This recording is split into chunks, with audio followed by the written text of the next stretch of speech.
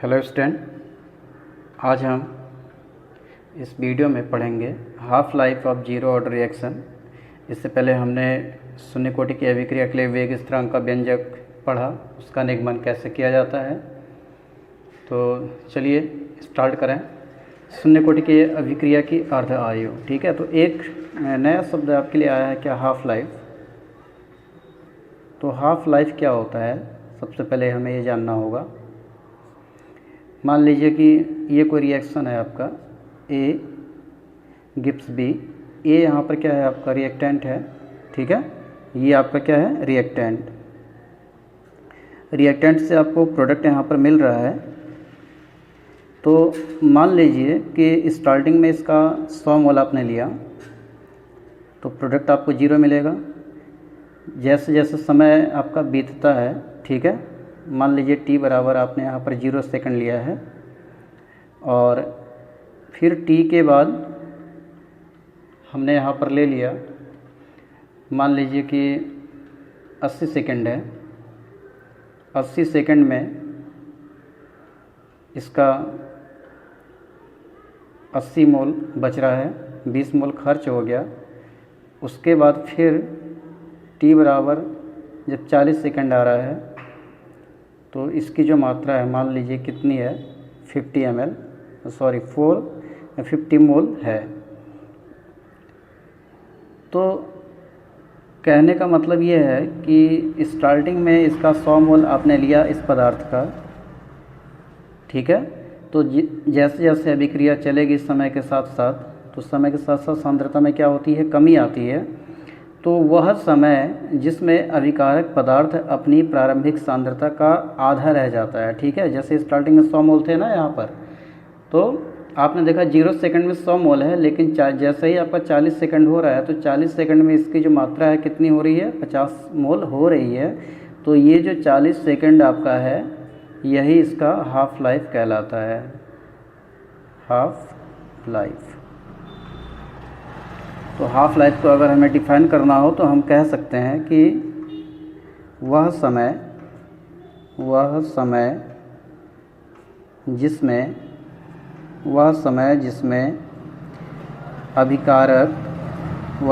जिसमें अभिकारक पदार्थ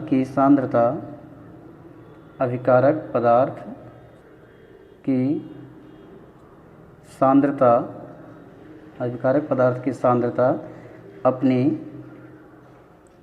प्रारंभिक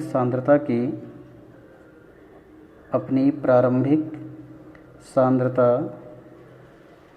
की आधी रह जाती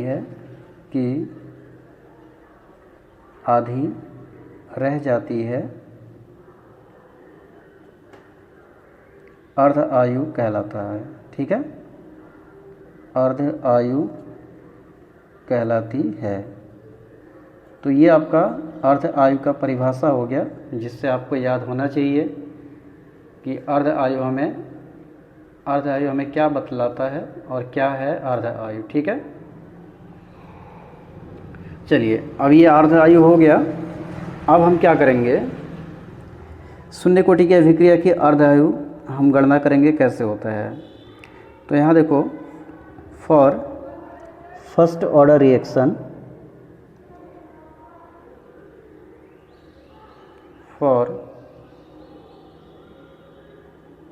फर्स्ट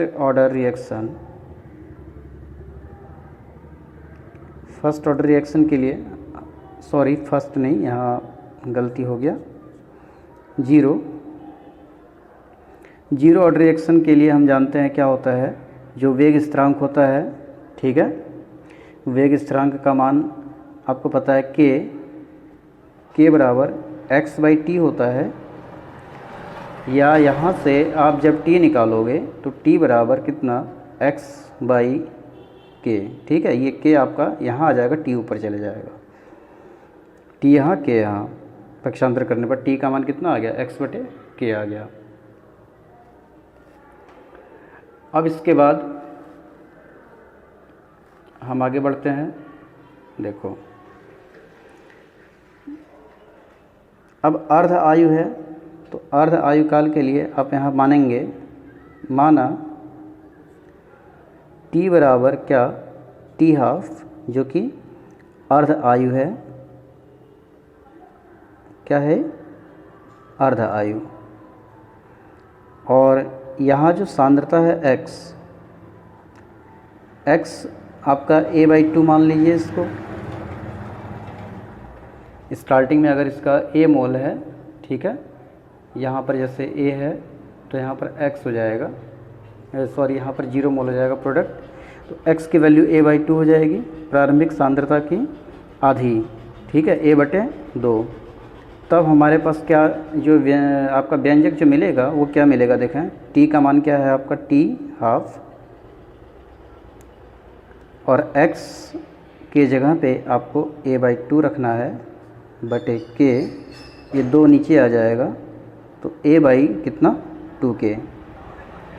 तो यहाँ पर जो t हाफ आपको मिला है, t हाफ बराबर a/2k। इसका मतलब हम ये कह सकते हैं, अगर 2k को कांस्टेंट मान लेते हैं, ठीक है, 2k अगर आपका कांस्टेंट है तो t हाफ किसके प्रोपोर्शनल हो रहा है आपका, a के, ठीक है। मतलब सांद्रता बढ़ेगी तो आपका समय भी आपका क्या होगा, बढ़ेगा। तो t हाफ इस प्रोपोर्शनल a के होगा, तो हम ये कह सकते हैं कि देयरफॉर जो शून्य कोटि की अभिक्रिया है, शून्य कोटि की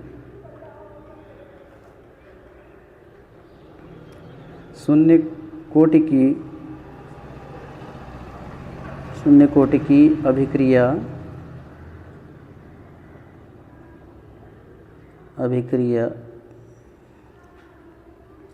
शून्य कोटि की अभिक्रिया, बार अभिक्रिया, ठीक है, शून्य कोटि की जो अभिक्रिया है इसकी अर्ध आयु, शून्य कोटि की अभिक्रिया की अर्ध आयु अभिकारक पदार्थ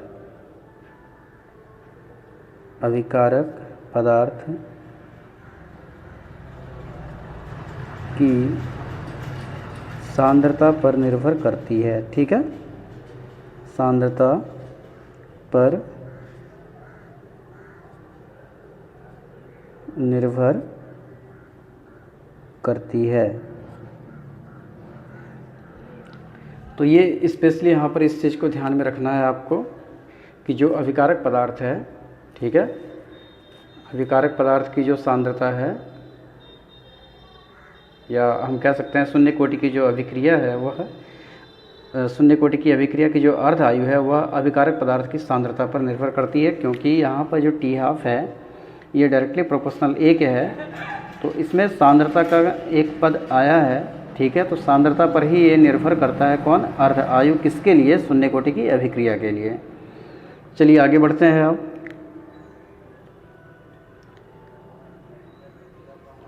इसके बाद हम बात करेंगे प्रथम कोटि की अभिक्रिया की। तो सबसे पहले प्रथम कोटि की अभिक्रिया का वेग स्थिरांक का व्यंजक निकालेंगे और उसके बाद हम उसका मात्रक और फिर इसके लिए अर्ध आयु में क्या रिलेशन होता है उसको पढ़ेंगे।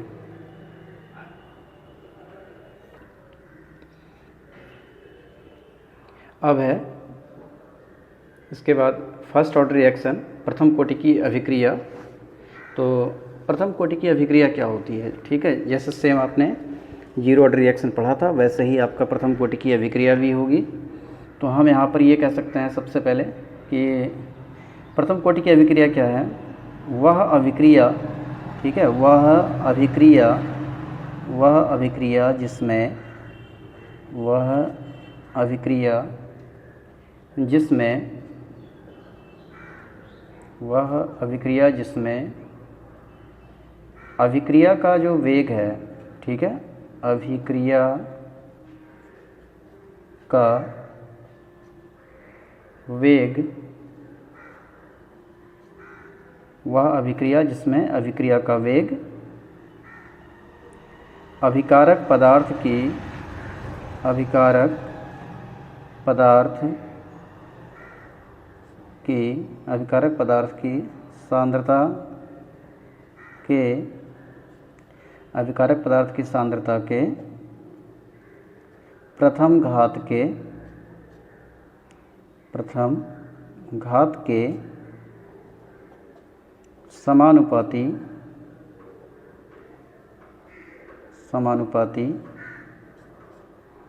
वह अभिक्रिया जिसमें अभिक्रिया का वेग अभिकारक पदार्थ की सांद्रता के प्रथम घात के समानुपाती होता है,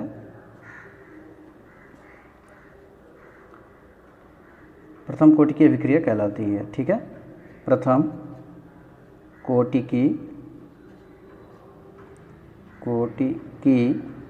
अभिक्रिया कहलाती है। प्रथम कोटि की अभिक्रिया कहलाती है। जैसे आपने जीरो ऑर्डर रिएक्शन में पढ़ा था, सेम वही चीज़ आपकी ये भी है।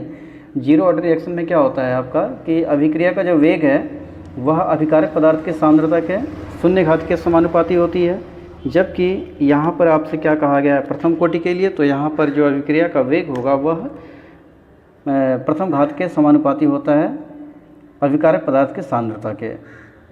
तो चलिए फॉर एग्जांपल हम यहाँ पर लेते हैं क्या, एक रिएक्शन है, माना एक अभिक्रिया निम्न प्रकार है। ठीक है, एक अभिक्रिया निम्न प्रकार है।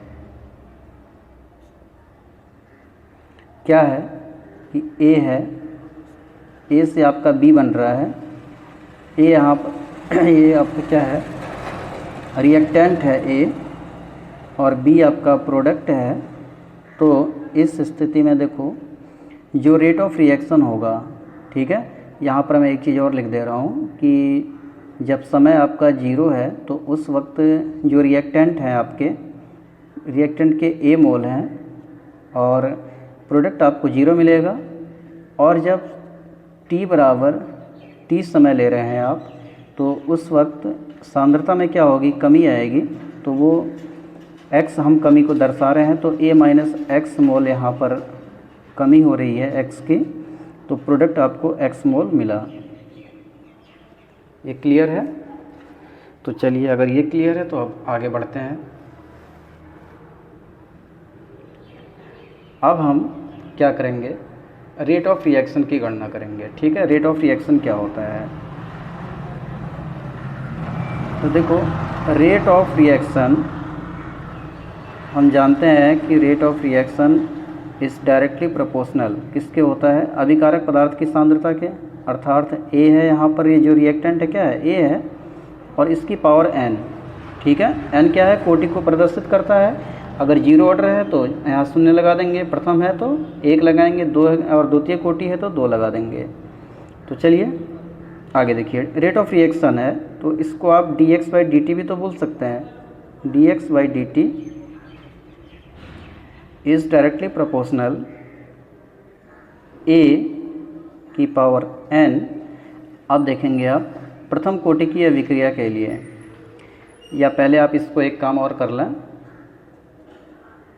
कांस्टेंट को हटा, आप जो है प्रोपोर्शनल को हटा दीजिए। ठीक है, तो dx/dt बराबर प्रोपोर्शनल हटेगा तो एनी कांस्टेंट k आएगा, ये आपको पता है, और a की पावर n।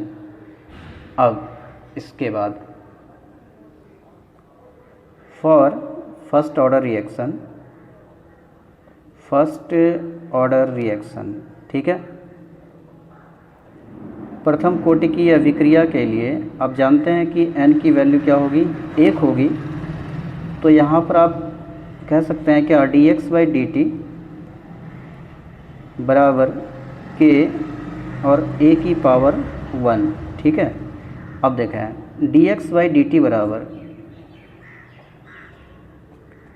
ये हो गया k, और सांद्रता यहाँ पर a कितनी है, t समय के बाद a माइनस एक्स है, तो आप इसको लिखेंगे कितना, a माइनस एक्स। अब यहाँ से क्या करना है आपको, ये जो a माइनस एक्स है, x वाले टर्म्स को एक साथ ले आएं तो हमें क्या मिलेगा, देखें dx/dt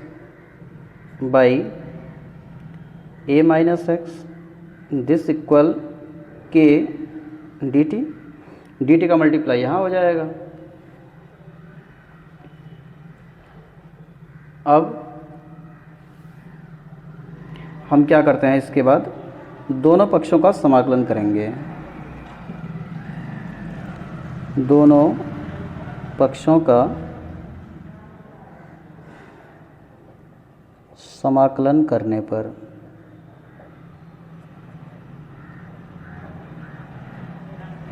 ठीक है।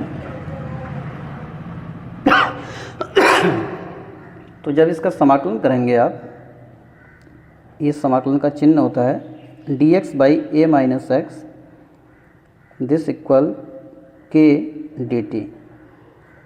ठीक है, तो अब मैं यहाँ पर एक चीज़ आपको बता दे रहा हूँ कि देखिए, ये कुछ मैं यहाँ नोट कर दे रहा हूँ।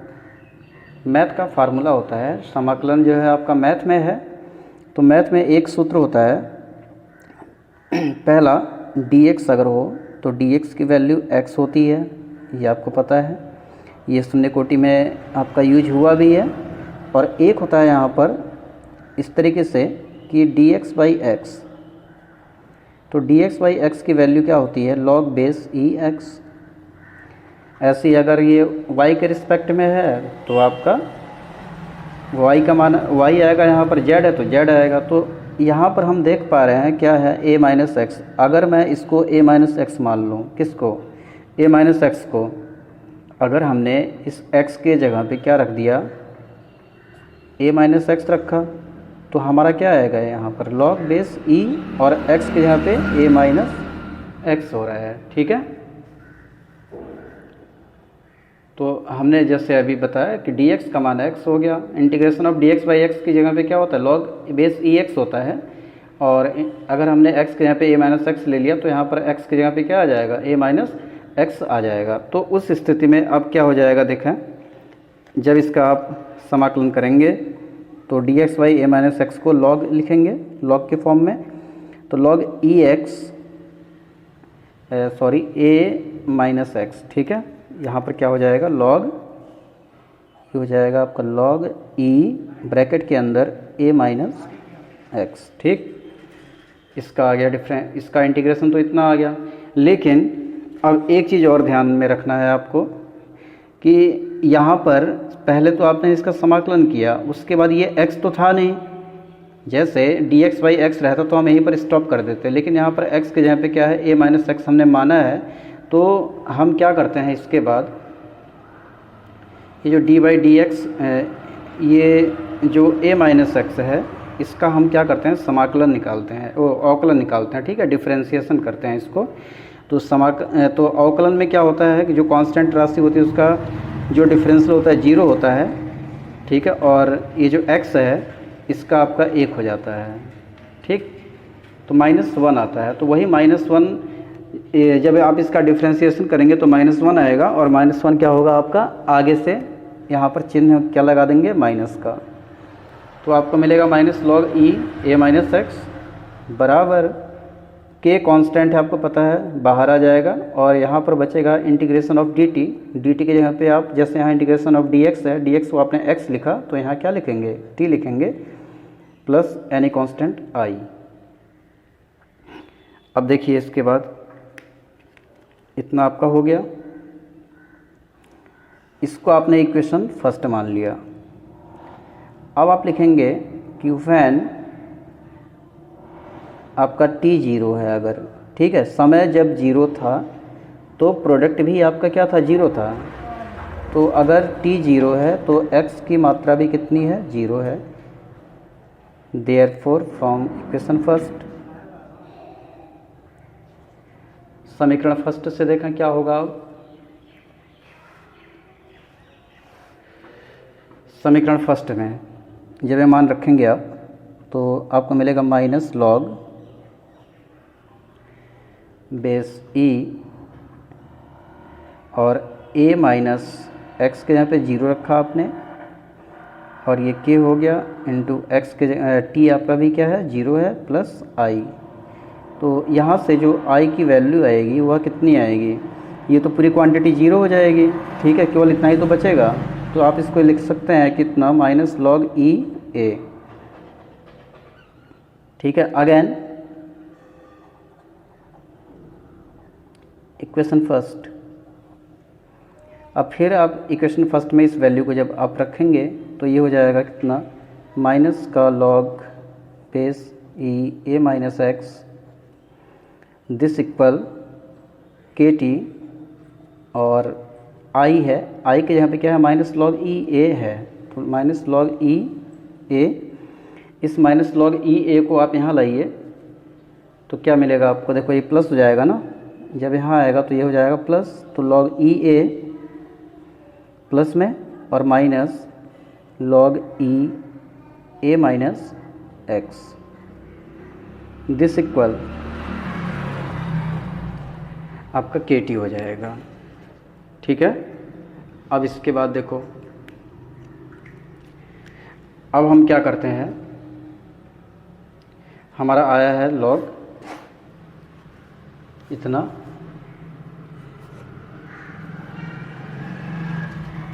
चलिए हमारा आया था क्या कि log E A minus log base E A minus x, this equal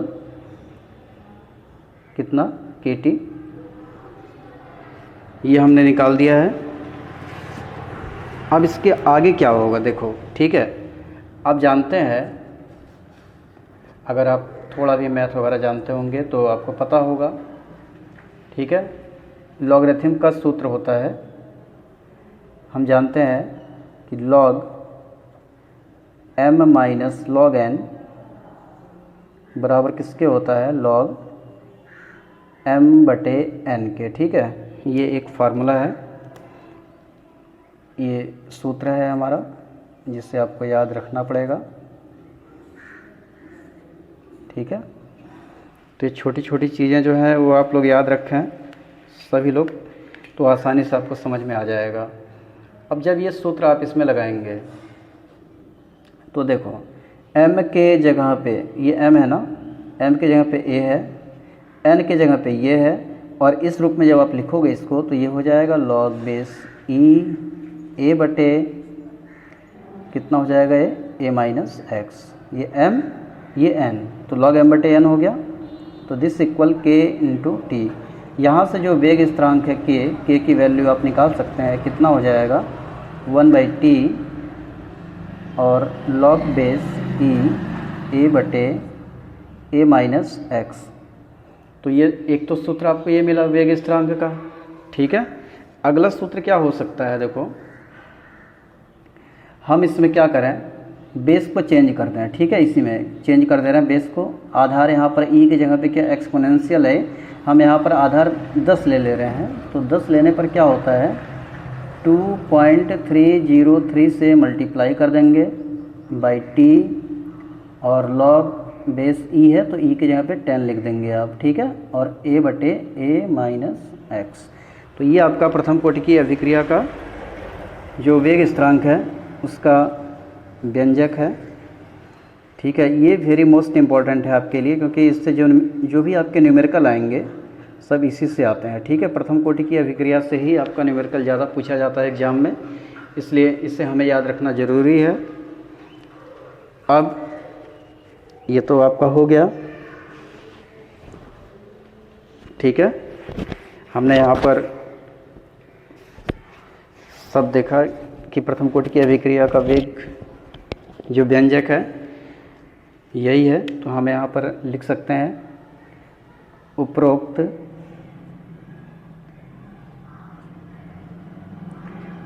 समीकरण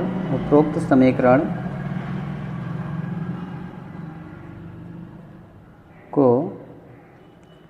प्रथम कोटि की अभिक्रिया का प्रथम कोटि की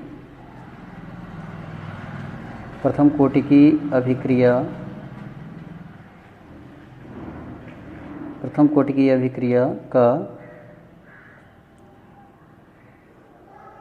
वेग व्यंजक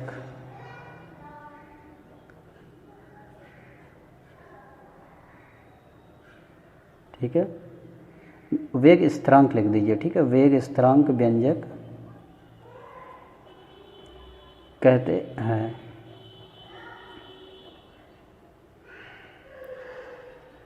चलिए, ये हो गया उपरोक्त समीकरण को प्रथम कोटि की अभिक्रिया का वेग व्यंजक या वेग स्थिरांक व्यंजक कहते हैं। अब इसमें हम एक चीज़ और देखते हैं, क्या यूनिट इसकी, ठीक है। प्रथम कोटि की अभिक्रिया, प्रथम कोटि की अभिक्रिया, प्रथम कोटि की अभिक्रिया के वेग स्थिरांक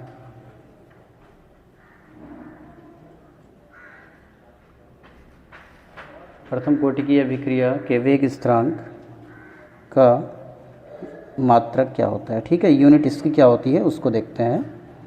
तो मात्रक कैसे निकलेगा, देखो, जैसे k है, k का जो यूनिट होगा, तो k बराबर जस्ट अभी आपने देखा k का मान क्या होता है 2.303/t। ये तो कांस्टेंट राशि है, इससे कोई मतलब ही नहीं है आपको। यहाँ पर देखें आप log बेस 10 a/a-x है, तो a क्या है, सांद्रता है, और ये भी सांद्रता है, ठीक है। तो हम ये भी तो कह सकते हैं इसको कि a का जो मात्रक होगा वो किसके बराबर होगा, सांद्रता का मात्रक। ऊपर आपको सांद्रता दी गई है, सांद्रता का मात्रक, और नीचे आपका क्या बचा, t समय है, समय का मात्रक, और इनटू फिर ये भी तो सांद्रता है, तो ये आपका सांद्रता का मात्रक, ठीक है। तो यहाँ पर सांद्रता का मात्रक मोल प्रति लीटर, तो ये तो दोनों कट जाएगा आपका। केवल क्या बचेगा आपके पास, 1/यूनिट ऑफ टाइम, ठीक है, समय का मात्रक। तो समय का मात्रक आप जानते ही हैं क्या होता है, 1/, क्या हो जाएगा, सेकंड। सेकंड आपका ऊपर आएगा तो सेकंड इनवर्स, ठीक है। तो k की जो यूनिट होती है क्या होती है आपकी, सेकंड इनवर्स। तो यहाँ पर हम लिख देंगे क्या, k का जो मात्रक है, यूनिट ऑफ k, वो क्या होती है, सेकंड इनवर्स। तो इसे आपको याद रखना है, कभी कभी यूनिट आपकी पूछ ली जाती है। तो सांद्रता, ठीक है, k का मात्रक जो है सेकंड इनवर्स होगा प्रथम कोटि की अभिक्रिया के लिए। ओके स्टूडेंट, आज के इस वीडियो में इतना ही। अब नेक्स्ट वीडियो में हम इसका अर्धायु पढ़ेंगे, उसके बाद उसके कुछ न्यूमेरिकल क्वेश्चन आते हैं एग्ज़ाम में, ठीक है।